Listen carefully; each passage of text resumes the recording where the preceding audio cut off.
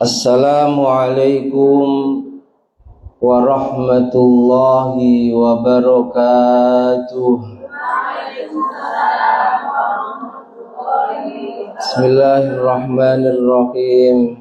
Bin niyati liridha'illah wa li husuli syafaati Rasulillah sallallahu alaihi wasallam wa li qadha'i hawaijina wa hawaijikum min hawaijid dini wad dunya wal akhirah wa li futuhi qulubina wa qulubikum wa qulubihim futuhal arifin futuhal ulama'il amilin was sholihin wa ala ma nawaw bisalafun as-sholihun wa ila hadratin nabiyil mustafa Sayyidina wa maulana Muhammadin sallallahu alaihi wasallam wa ala alihi wa ashabihi ajma'in ila hadrati sultanil arifin Sayyidina Syekh Abdul Qadir Al-Jilani radhiyallahu anhu wa Sayyidina Syekh Abil Hasan Ali Asy-Syadili radhiyallahu anhu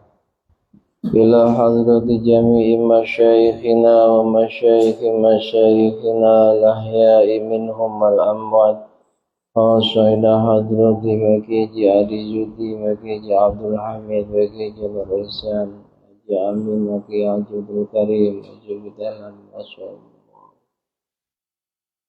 jami'i masyayikh mahalir goyah mu'allif al-kutub allati ta'allamnaha wa 'allamnaha Sayyidina al-Imam Muhammad bin Idris Asy-Syafi'i wa Sayyidi Syekh Ahmad bin Husain bin Ahmad Al-Aswani wa Sayyidi Syekh Nasr bin Muhammad bin Ibrahim As-Samarqandi rahimahumullah wa ajrakumullah. Al-Fatihah. A'udzu billahi minasy syaithanir rajim. Bismillahirrahmanirrahim.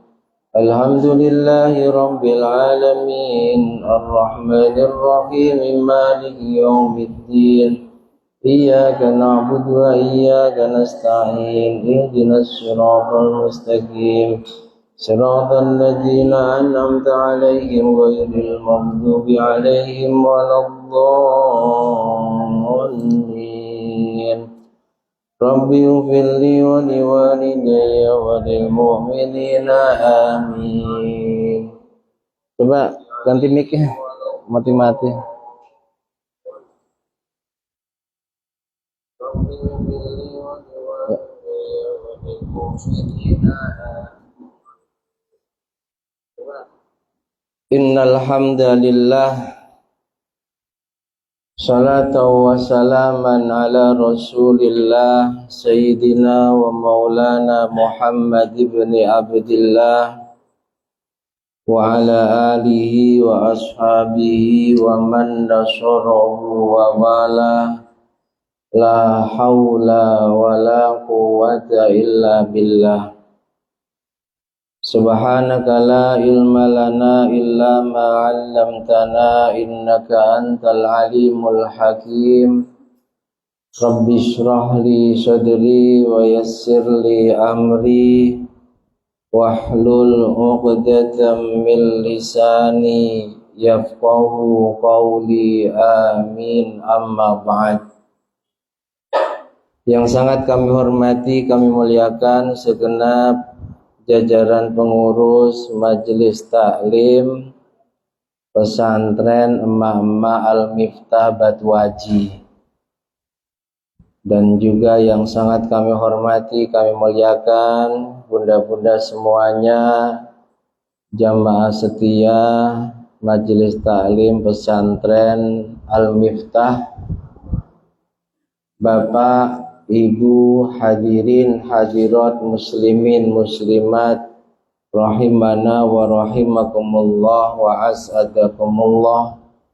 Mudah-mudahan barokah majelis yang mulia ini Allah Subhanahu wa taala senantiasa melimpahkan ridha, rahmat serta ampunannya kepada kita semua. Allah Subhanahu wa ta'ala senantiasa memberikan penjagaan yang sempurna kepada kita, menyelamatkan, memuliakan dan membahagiakan dunia sampai akhirat kita. Amin amin Allahumma. Puja dan puji syukur kehadirat Allah Subhanahu wa taala, mari tiada penapusan senantiasa kita panjatkan dengan mengucapkan kalimat tahmid alhamdulillahi rabbil alamin. Yang kembali di waktu duha yang mulia ini, Allah masih berkenan melimpahkan banyak rahmat, nikmat, taufik, hidayah serta inayahnya kepada kita semua, sehingga kita bisa menjaga keistiqomahan kita hadir dan duduk di majelis mulia, majelis ilmu, majelis zikir, majelis doa. Mudah-mudahan dengan segala kekurangan majelis kita ini Allah berkenan meridhoi dan menerimanya menjadi majelis yang istiqomah, membawa barokah, membawa manfaat, juga membawa maslahah untuk agama, dunia dan akhirat kita. Amin amin Allahumma amin. Sholawat salam semoga senantiasa tercurah limpahkan keharibaan beliau junjungan alam Nabi Agung Muhammad sallallahu alaihi wasallam. Biqaulina Allahumma salli wa sallim ala sayyidina Muhammad wa ala ali sayyidina Muhammad. Hadirin wal hadirat rahimakumullah. Materi kajian kita pagi hari ini dari kitab Tanbihul Ghafilin tentang sifatul jannah wa ahliha, sifatnya surga dan para penghuninya, berdasarkan hadis-hadis dari beliau Nabi Muhammad sallallahu alaihi wa alihi wasallam. Bismillahirrahmanirrahim. Qala al-muallif rahimahullahu ta'ala wa nafa'ana bihi wa bi ulumihi wa bi asrarihi wa bi anwarihi fid daraini amin. Wa an ibni Abbas radhiyallahu anhuma Qala Rasulullah. Hadis diriwayatkan dari beliau sahabat Abdullah ibnu Abbas. Sahabat Ibnu Abbas berkata, Qala Rasulullah sallallahu alaihi wa alihi wasallam bersabda. Ibnu Abbas ini tergolong ulama generasi sahabat, sangat alim terkhusus masalah ilmu tafsir. Ibnu Abbas ini sepupunya Rasulullah. Ketika Rasul diangkat menjadi Nabi dan Rasul, Ibnu Abbas masih berumur kurang lebih 5 tahun. Namanya Abdullah, bapaknya Abbas. Abbas putranya Abdul Muttalib.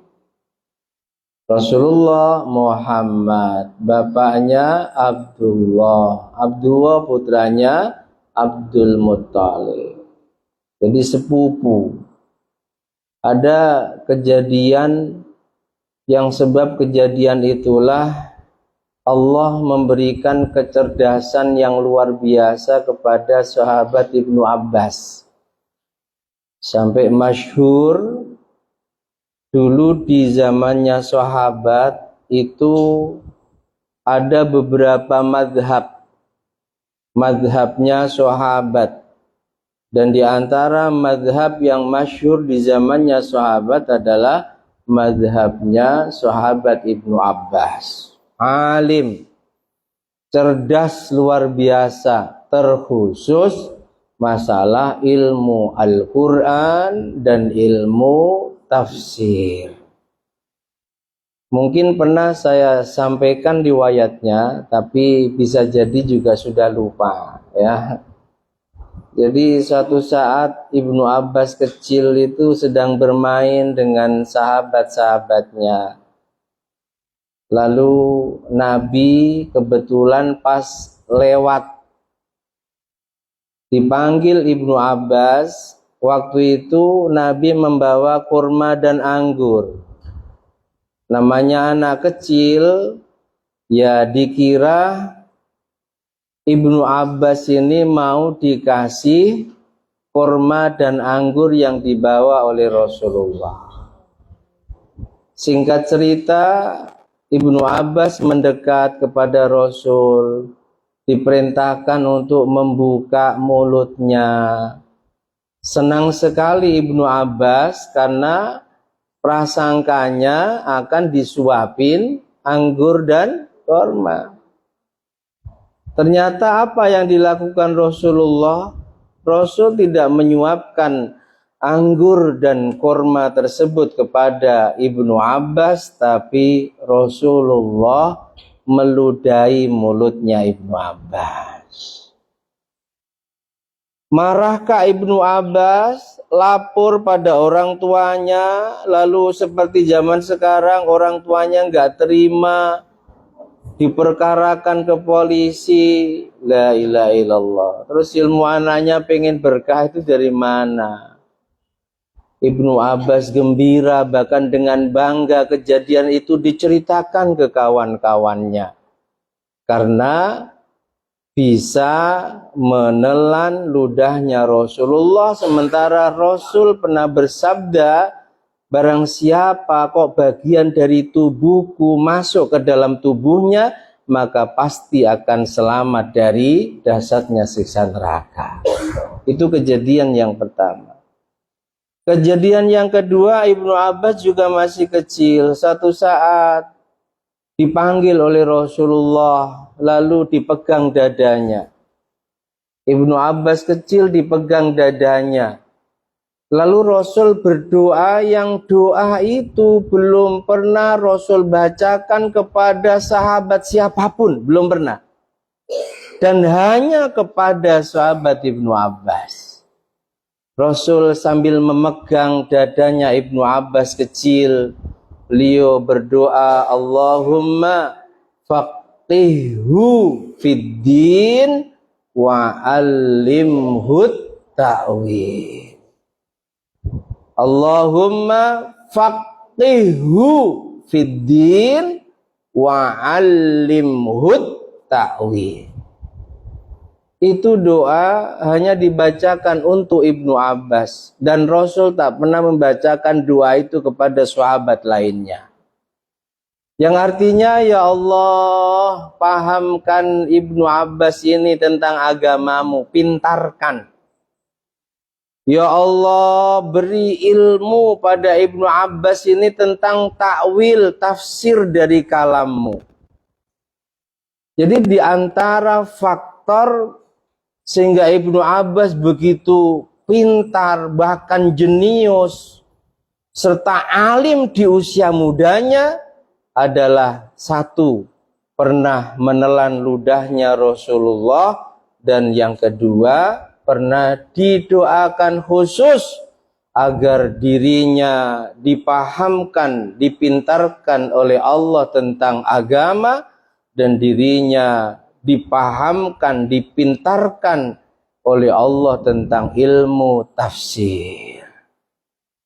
Pintarnya sejak kecil, bahkan saking alimnya, di zamannya sahabat Umar ibnul Khattab, khalifah yang kedua, mengadakan, kalau zaman sekarang mungkin tabligh akbar.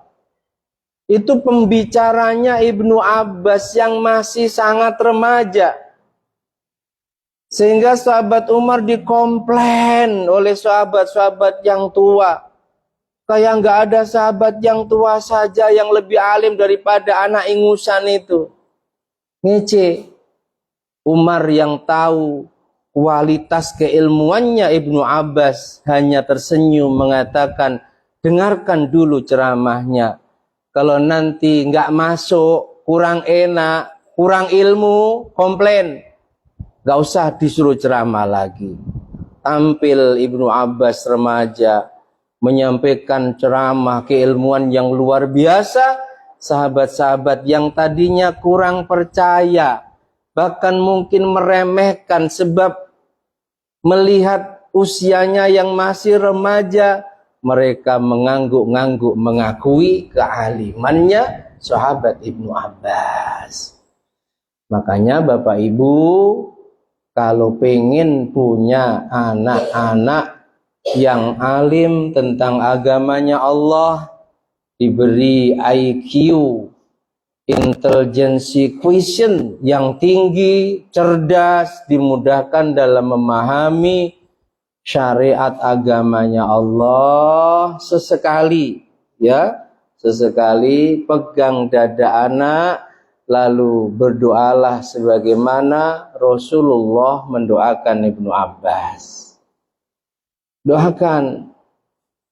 Sudah hafal ya? Allahumma faqihhu fiddin wa 'allimhu. Pegang dada doakan. Pegang dada doakan.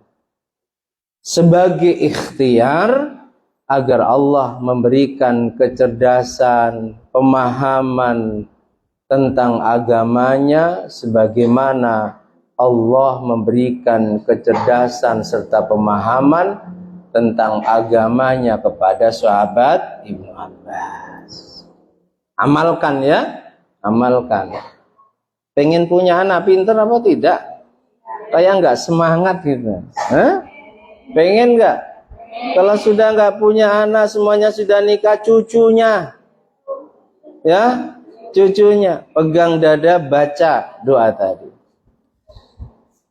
Sahabat Ibnu Abbas meriwayatkan sebuah hadis Nabi Shallallahu Alaihi Wasallam bersabda, Inna ahlal jannah syubbanun jurodun murodun. Ini Nabi menceritakan tentang penghuni surga.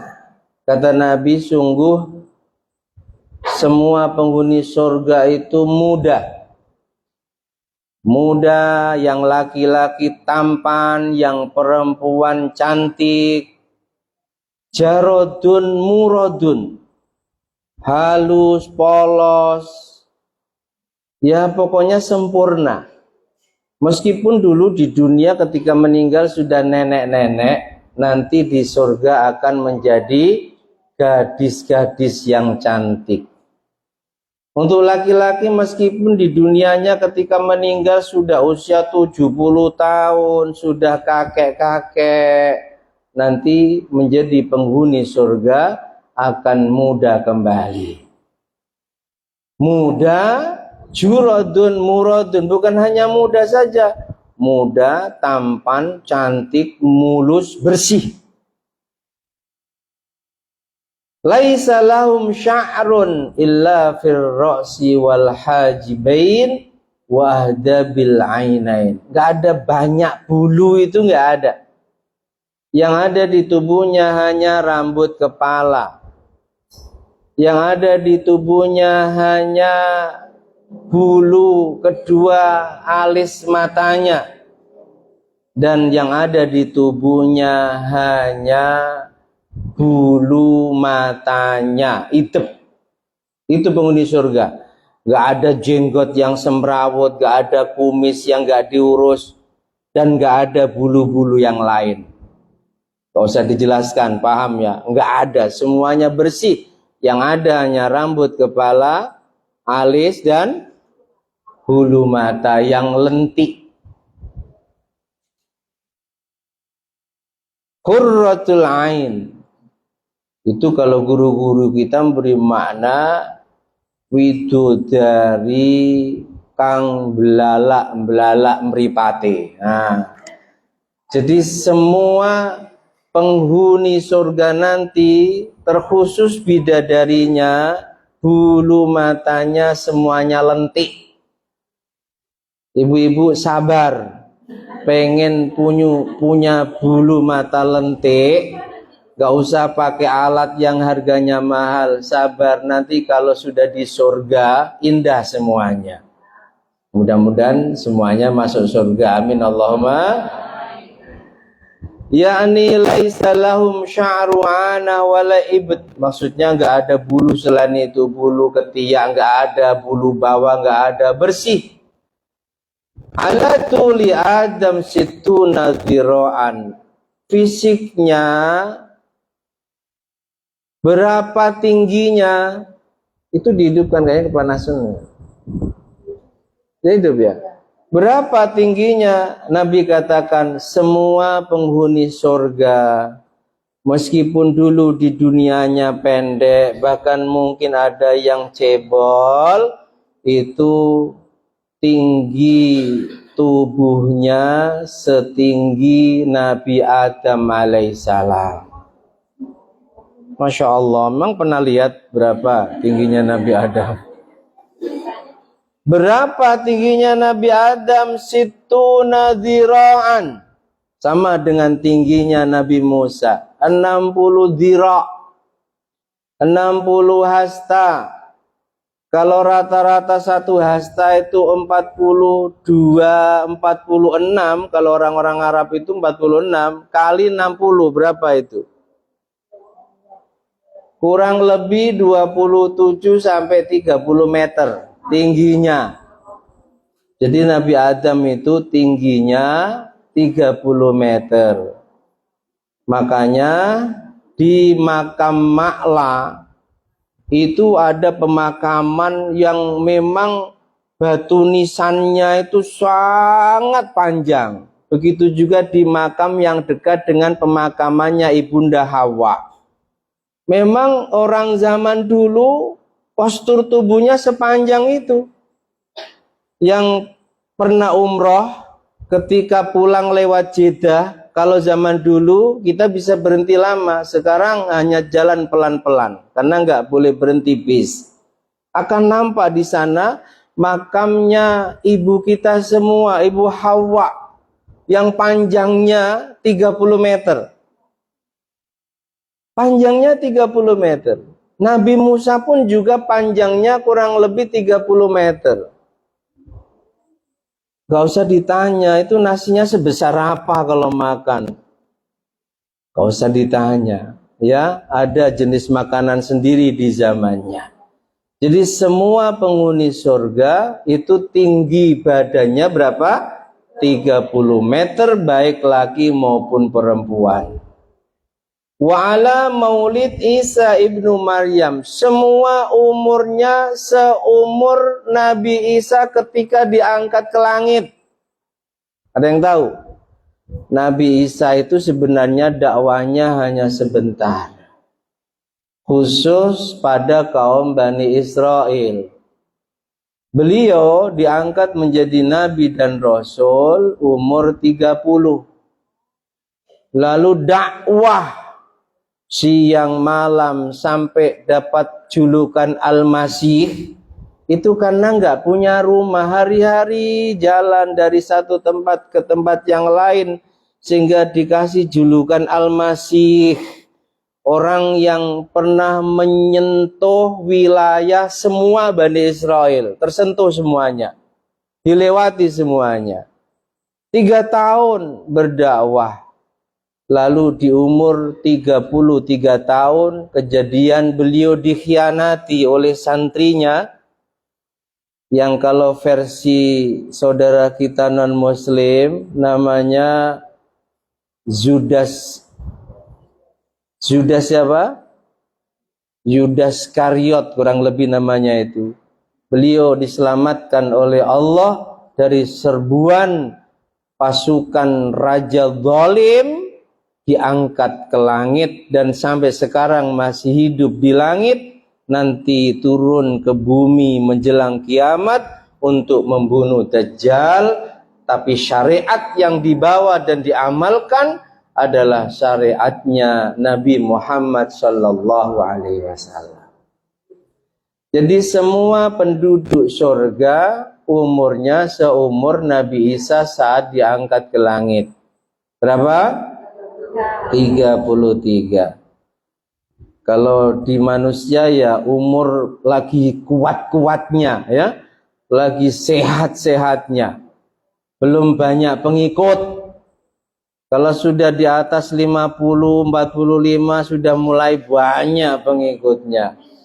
Yang encok lah, yang tensi lah, harus macam-macam. 33 ini umumnya adalah manusia lagi seger-segernya, lagi kuat-kuatnya. Baydul alwan, kulitnya semuanya putih. Meskipun dulu di dunia dia terlahir di daerah Afrika yang kulitnya hitam, menjadi penghuni surga kulitnya berwarna khadrus siyab. Pakaiannya mayoritas berwarna hijau.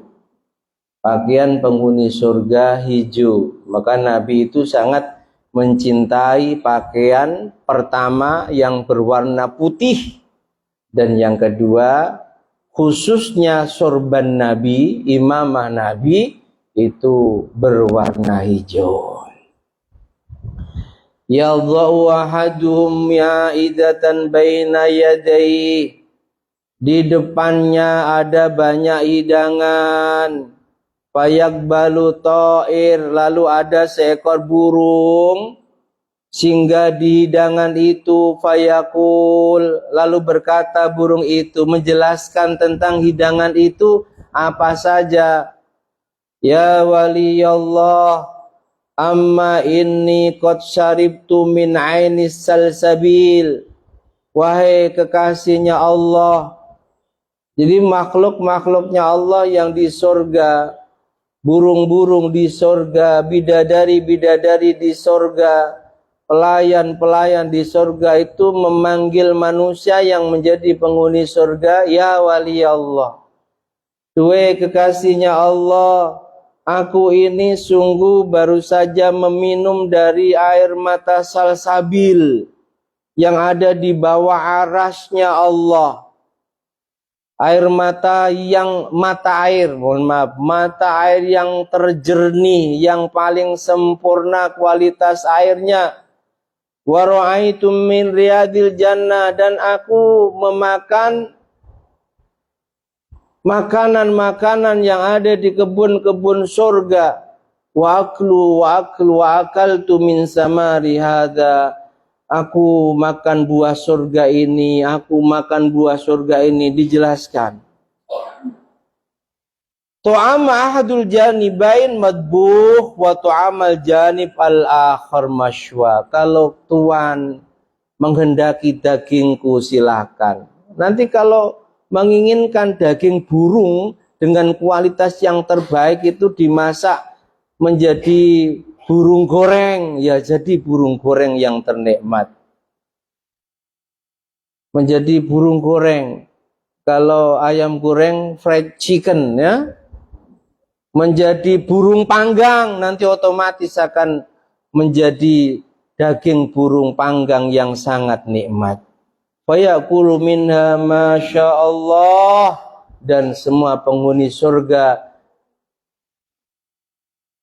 diberi kekuasaan oleh Allah untuk makan sekenyangnya, makan seenaknya, apapun yang diinginkan, belum sempat disampaikan lewat lisannya, baru di hatinya, semua sudah ada di depan matanya.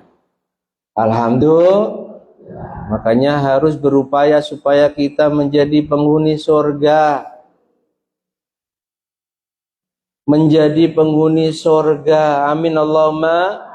Siapa mereka yang pasti menjadi penghuni surga? Mereka yang mati dalam keadaan iman.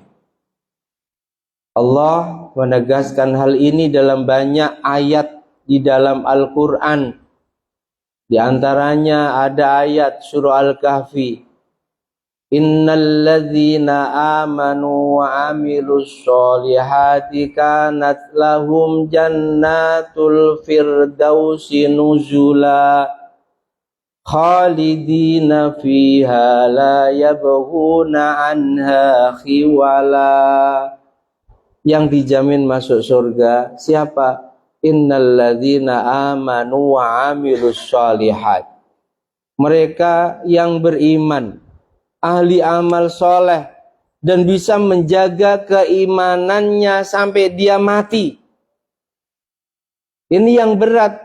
Banyak orang yang beriman tapi naudzubillah akhir hidupnya menjadi tidak beriman. Kekufuran sesaat menjelang kematian seorang hamba menghapus keimanan seluruh hidupnya dan juga menghapus, melebur amal soleh seluruh hidupnya. Sebaliknya, ada orang yang ditakdirkan Allah lahir dari keluarga non-muslim, tinggal hidup mulai kecil, remaja sampai dewasa juga di lingkungan non-muslim. Otomatis dia pun juga agamanya non-Islam. Tapi Allah memberikan hidayah. Satu hari mungkin sebelum kematiannya dia iman, dia Islam, maka keimanan sesaat menjelang kematian seorang hamba juga bisa menghapus kekufuran selama hidupnya, melebur kemaksiatan selama hidupnya. Makanya karena tidak ada jaminan kita pasti mati iman, jangan pernah berhenti dalam berdoa agar Allah anugerahkan husnul khotimah, agar Allah tetap jaga iman dan Islam kita sampai kita menghadapnya. Amin Allahumma. Jangan tinggalkan ya doa singkat setelah tahiyat yang pernah kita ajarkan dari Rasulullah. Ya muqallibal qulub, sabbit qalbi ala dinik. Jangan pernah tinggalkan itu. Karena dikatakan qalb, hati itu bahasa Arabnya qalb. Qalb itu maknanya sesuatu yang berbolak-balik. Bisa saat ini iman keluar dari majelis kafir. Betul. Bisa kemarin kafir, sekarang iman. Yang bisa menetapkan hati kita hanya Allah. Maka mintalah ya muqallibal qulub, Duhai Zat yang maha membolak-balikkan hati hambanya, sabbit qalbi ala dinik, tetapkan hatiku dalam agamamu, jaga iman dan Islamku. Itu artinya jangan kepedean dengan amal, Bapak Ibu. Itu namanya ujub. Karena merasa ahli jamaah, merasa ahli majlis, seolah-olah dia dengan jamaahnya, majlisnya, sedekahnya, amal solehnya menjamin bahwa pasti mati iman, sehingga nggak mau berdoa. Jangan. Tetaplah tawadhu. Jangan berbangga dengan amal yang kita miliki, karena sungguh yang bisa menjaga iman kita hanya Allah, bukan amal-amal perbuatan kita. Pengen masuk surga harus iman sampai kita menghadap Allah. Ada ayat yang lain, innalladzina amanu wa amilus solihati ulaika hum khairul bariyah. Sungguh orang-orang yang beriman, maksudnya beriman di sini mati pun dalam keadaan beriman. Wa amilus solihat, dan orang-orang yang ahli amal soleh, merekalah manusia yang terbaik. Jazaohum inda rabbihim jannatu adnin tajri min tahtihal anhar. Balasan dari Tuhannya surga. Ayat yang di surah Al-Kahfi tadi, balasan dari Tuhannya surga. Kalau sudah masuk surga, seberapa lama mereka tinggal di surga? Khalidina fiha abada, selamanya. Selamanya. Kalau sudah masuk surga tidak akan dibawa ke neraka. Tapi kalau masuk neraka, masih ada kemungkinan masuk ke surga tergantung amalnya. Paham ya? Jadi orang mati iman pasti surga. Meskipun masa lalunya penuh dengan kemaksiatan, bahkan meskipun masa lalunya pernah ingkar kepada Allah. Nah, kelak di akhirat itu Bapak Ibu, ada orang yang mati iman, langsung setelah dibangkitkan dari alam kematiannya masuk surga. Yang lain nunggu giliran dihisapnya amal mereka, dia tidak. Itu tergolong yadkhulunal jannata bighairi hisab, masuk surga tanpa hisab. Ada yang dihisab dulu amalnya.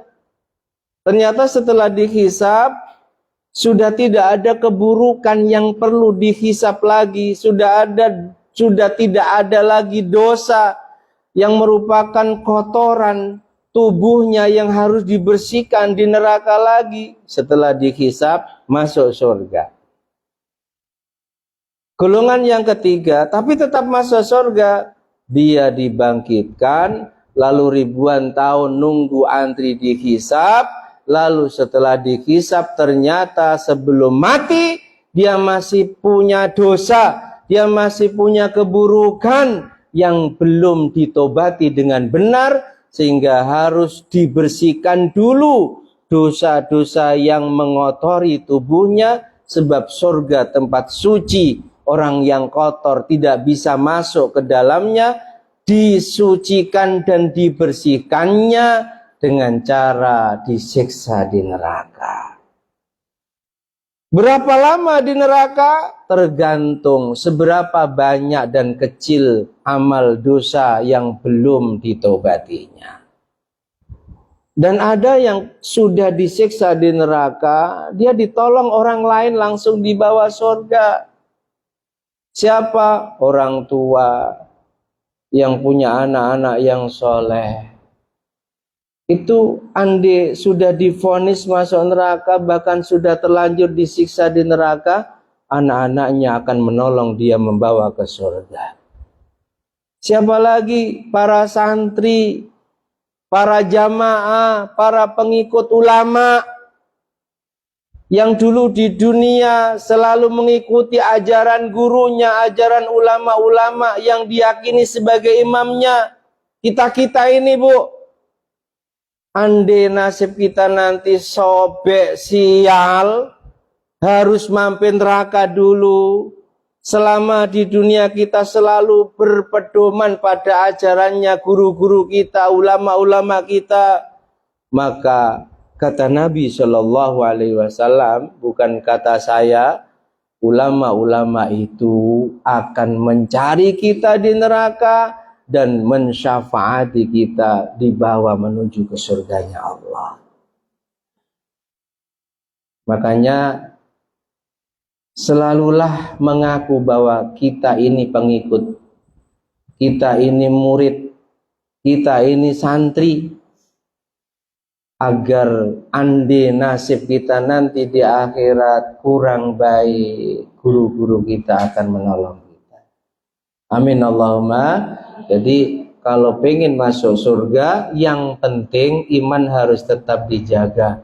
Dan kita harus mengakui kita tak mampu menjaga iman kita. Terlalu banyak godaan di kanan kiri kita, betul. Terlebih zaman yang sudah semakin banyak fitnah, banyak godaan ini. Maka ketika kita sadar diri, kita tak berani menjamin iman dan Islam kita bisa tetap ada dalam hati kita sampai kita menghadap Allah. Selalulah minta kepada Allah, di antaranya menjelang salam, sebelum salam, di saat kita sholat, bacalah doa, ya muqallibal qulub tsabbit qalbi ala din. Syukur di majlis-majlis juga mohon agar husnul khotimah. Ada doa ya Allah biha, ya Allah biha, ya Allah bihusnil. Ada juga doa minta ditetapkan iman kita dalam syair kalamun qadim, itu juga ada. Ada sabbit bihi imanana dunya wa ukhran kamila.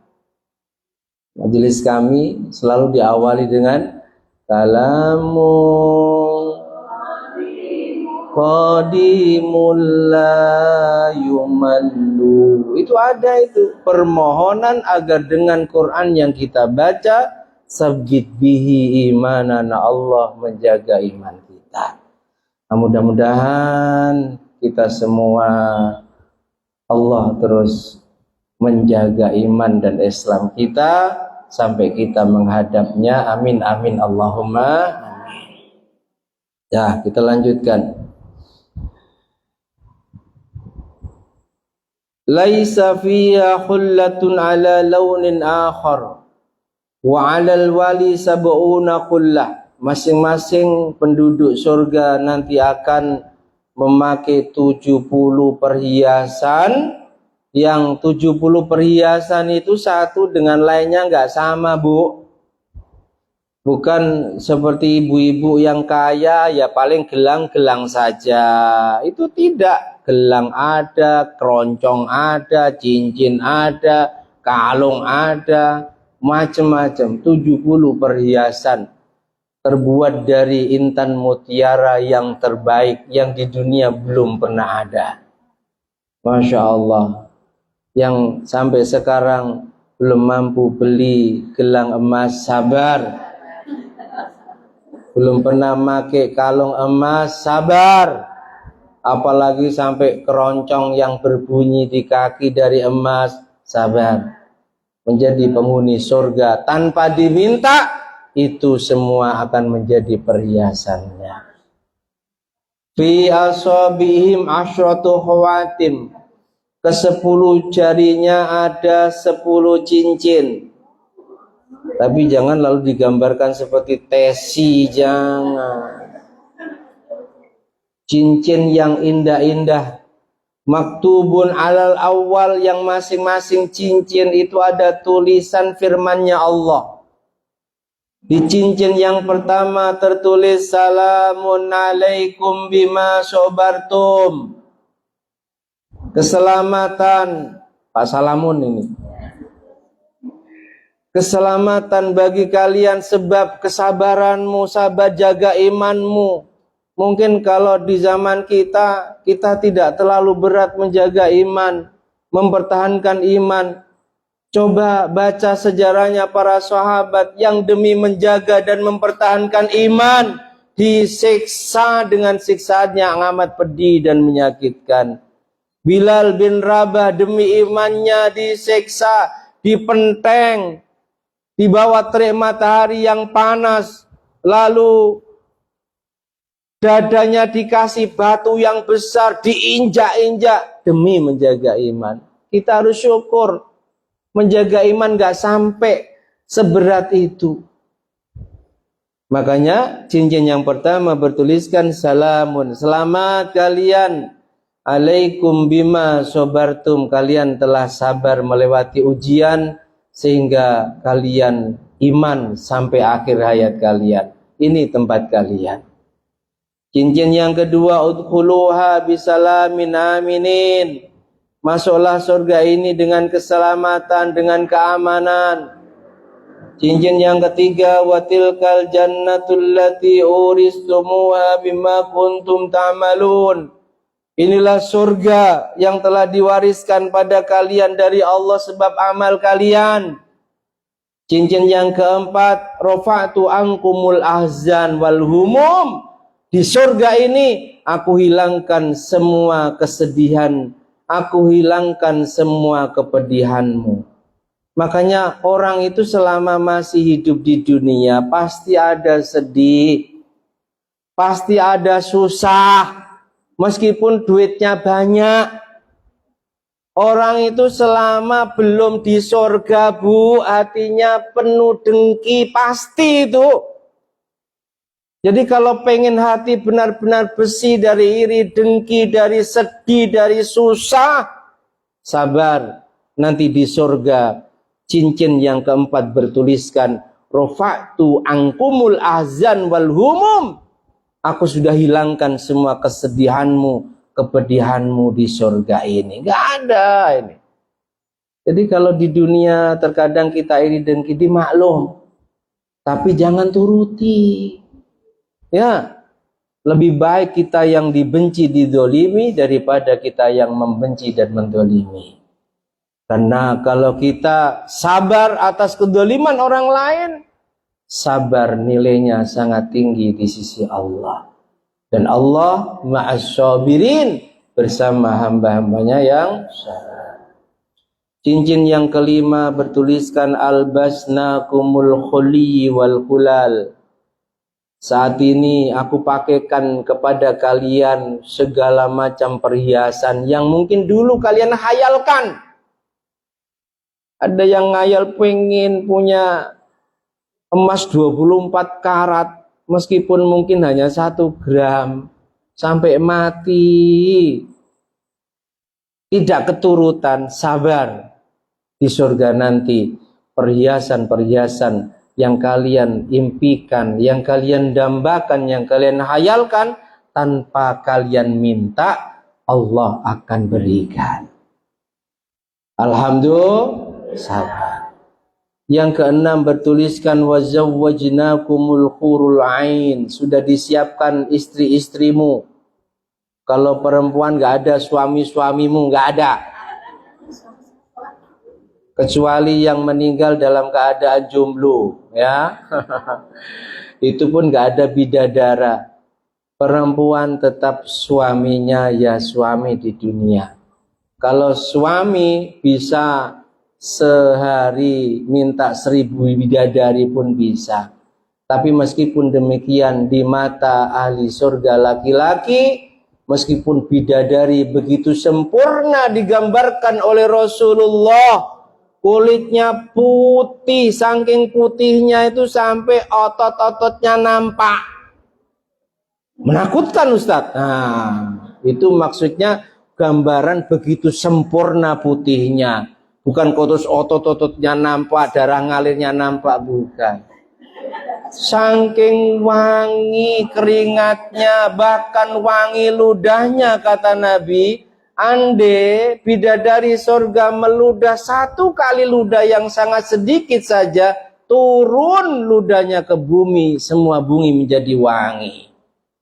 Meskipun demikian, nanti di mata sang suami ibarat makanan pokok dan lauk pokoknya tetap istri, bidadari hanya ciki-ciki. Snack yang tidak begitu dibutuhkan. Paham ya? Ya. Istri gak bisa lalu minta bidadari banyak, karena sudah di matanya suaminya itu yang sangat sempurna. Dan itu suami yang terakhir ya. Makanya para kiai kita itu meskipun ditinggal mati suaminya yang kiai masih muda, rela menjanda sampai mati, sebab tidak ingin di surga nanti suaminya bukan sang kiai. Banyak yang seperti itu. Jadi kalau nanti nikah lagi, maka suaminya di surga suami yang terakhirnya.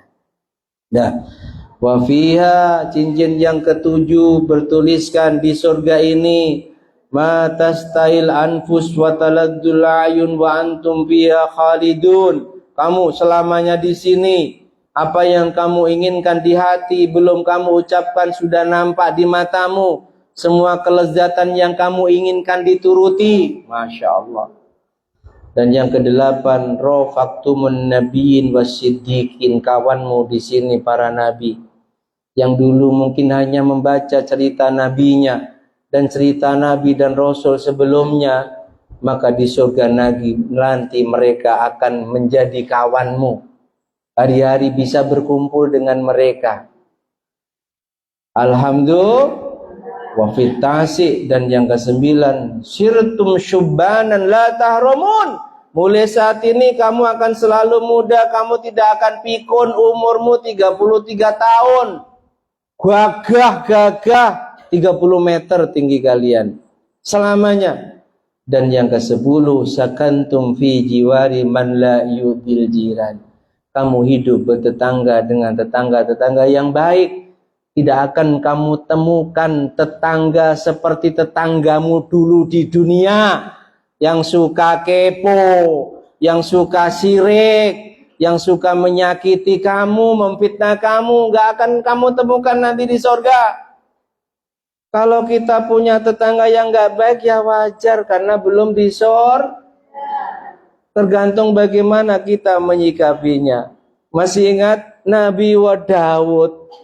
Itu kan ratusan ribu sebelum Nabi kita lahir. Itu sudah selalu berdoa agar dilindungi dari jarin tetangga. Lau ra'aitumuni khairan.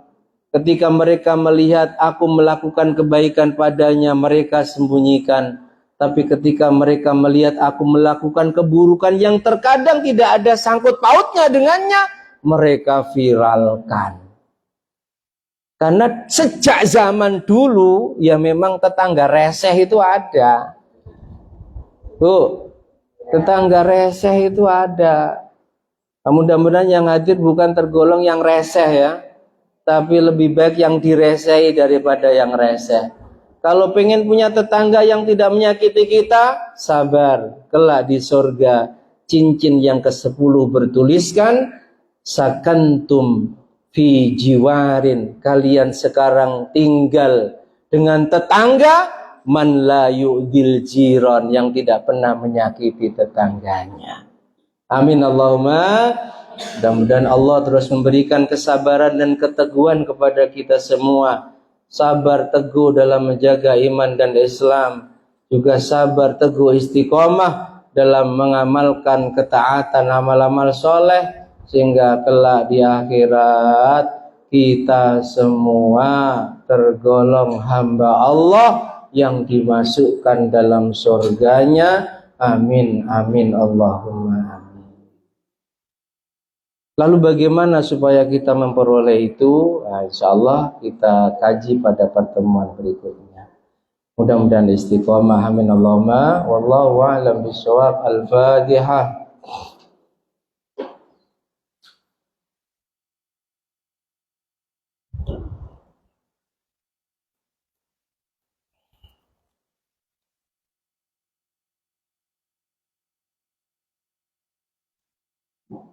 Cukup ya? Ada pertanyaan? Silakan kalau ada.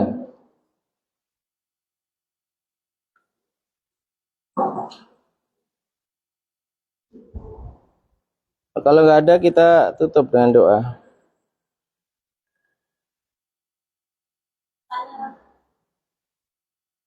Ya, silakan.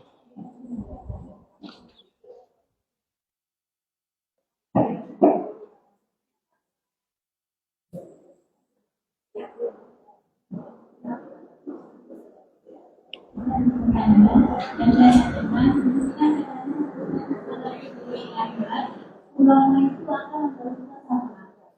Sekarang itu kan banyak orang-orang yang ada beberapa contoh lah yang malas mengatur ilmu. Jadi mereka itu mendapatkan ilmu keluar dari itu. Nah itu seperti apa gitu? Orang malas belajar kepada guru. Katanya demi efisiensi waktu dan lain sebagainya, cukup belajar lewat internet, lewat YouTube. Bagaimana hukumnya? Belajar agama, kita bahas agama ya. Belajar syariat tanpa guru. Gurunya YouTube, gurunya Google yang tidak jelas siapa orangnya. Para ulama kita mengatakan man laisa lahu syaikhun fa syaikhuhu syaitonun. Barang siapa belajar agama tanpa guru, maka sungguh sejati gurunya adalah setan. Sebab belajar agama itu perlu sanad. Apa itu sanad? Sanad itu mata rantai keilmuan yang bersambung sampai Rasulullah. Al-Imam Abdullah ibnu Mubarak, ulama besar di generasi tabi'in, mengatakan as-sanatu minad din. Sanad itu bagian dari agama. Belajar ilmu meninggalkan sanad, maka dia meninggalkan bagian dari ajaran agama. Laulal isnad, andai sanad tidak menjadi syarat belajar tentang agama, belajar dengan siapapun boleh. Nggak tahu dia belajar sama si fulan, background pendidikannya dari mana, apalagi jelas dari YouTube, Google yang kita nggak tahu sosoknya itu siapa, maka laqala man syaa ma syaa. Sungguh kalau sanad tidak disyaratkan dalam menuntut ilmu agama, orang akan bicara agama seenaknya sendiri, seenak udele, haram. Paham? Kita contoh belajar ilmu sholat. Pada siapa? Guru kita, Kiai Luqman semisal. Kiai Luqman belajar sholatnya pada siapa? Gurunya banyak. Di antaranya ayahnya sendiri. Ayahnya sendiri punya guru. Bersambung sampai Rasulullah. Di antaranya kepada Masyayikh Lirboyo, Mbah Yai Idris. Mbah Yai Idris pada Mbah Yai Marzuki, ayahnya Lirboyo. Mbah Yai Marzuki pada Mbah Yai Karim, simbahnya pendiri Lirboyo.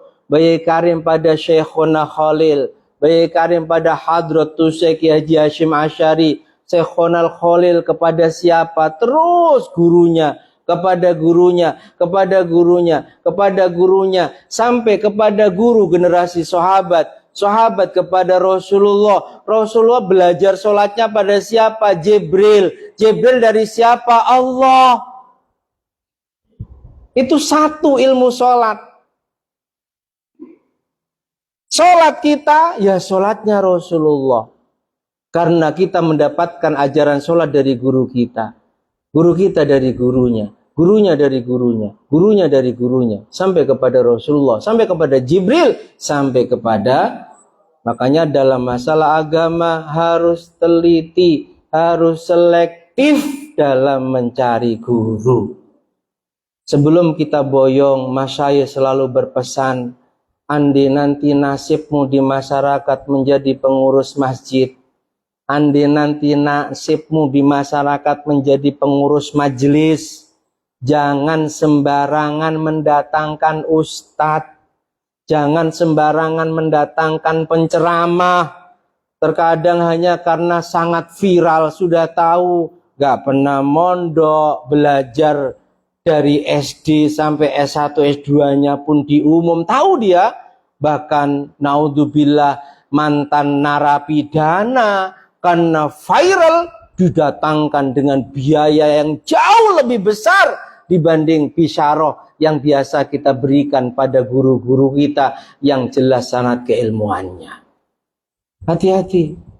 Karena jamaah nggak ikut nanggung dosa. Andai yang disampaikan tentang akidah menyesatkan, yang dosa yang mendatangkan Bapak Ibu.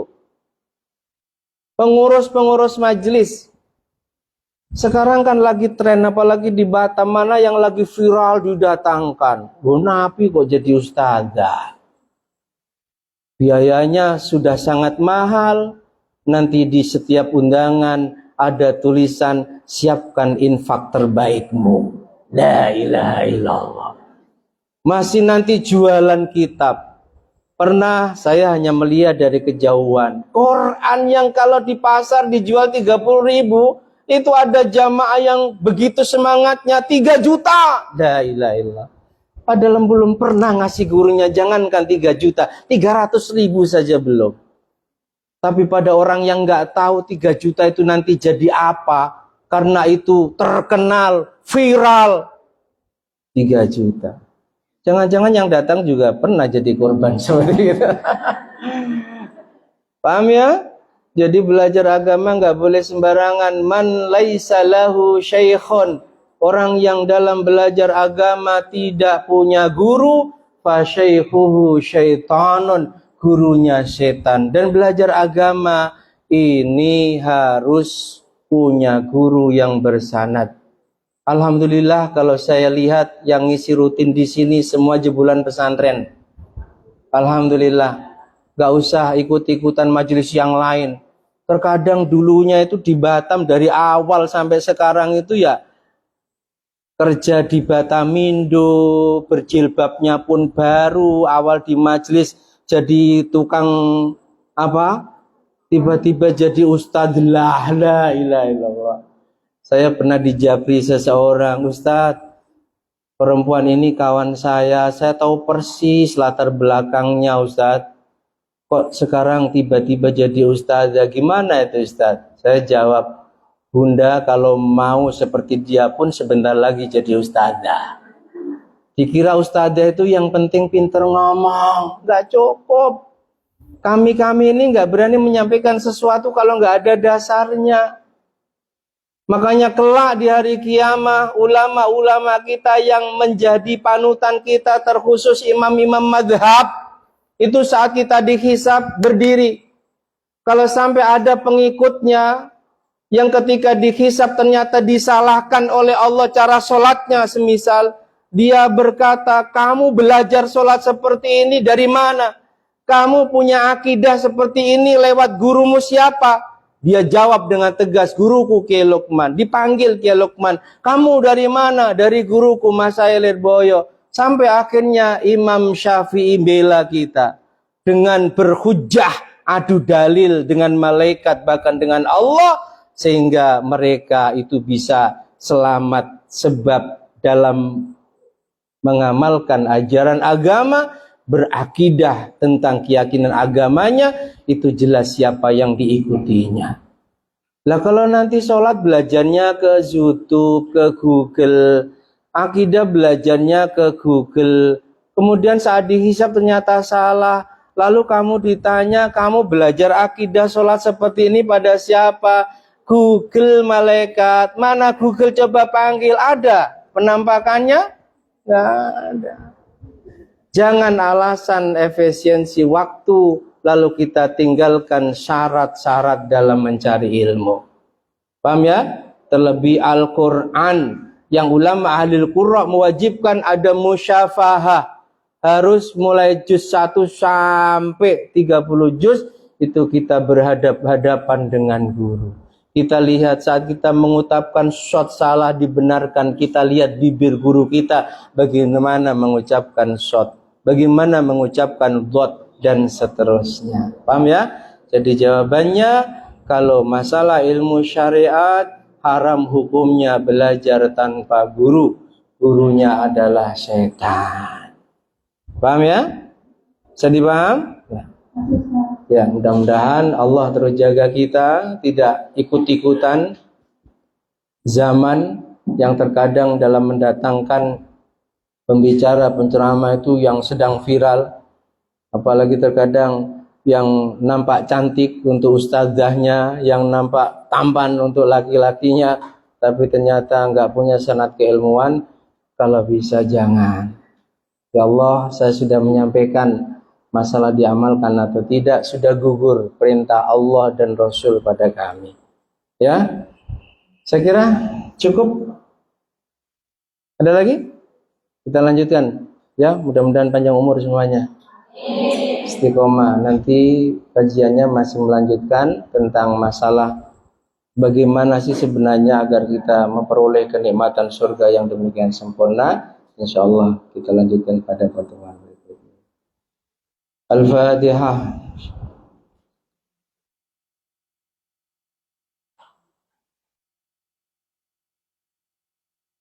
Bismillahirrahmanirrahim. Alhamdulillahirabbil alamin. Allahumma shalli wa sallim ala sayyidina Muhammad. اجعل يا الله جمعنا هذا جمعا مرحوما واجعل تفرقنا من بعده تفرقا معصوما اللهم انفعنا ما علمتنا وعلمنا ما ينفعنا زدنا علما نافعا وعملا صالحا. Ya Allah, jadikan kami hamba-hambamu yang ahli istiqamah. Ya Allah, jadikan kami hamba-hambamu yang ahli istiqamah. Ya Allah, jadikan kami hamba-hambamu yang ahli istiqamah. Saat menghadapmu anugerahkan husnul khatimah, ma'ana ili syafaatil uzma min Rasulillah sallallahu alaihi wasallam. Allahumma sa'alina rizqana wa adib alina khalqa sallallahu ala sayyidina Muhammad wa alihi wa sahbihi wasallam. Alhamdulillahi rabbil alamin. Bismillahirrahmanirrahim. Wal 'asri innal insana lafi khusrin illa alladhina amanu wa 'amilus solihati wa tawassaw bil haqqi wa tawassaw bis sabr.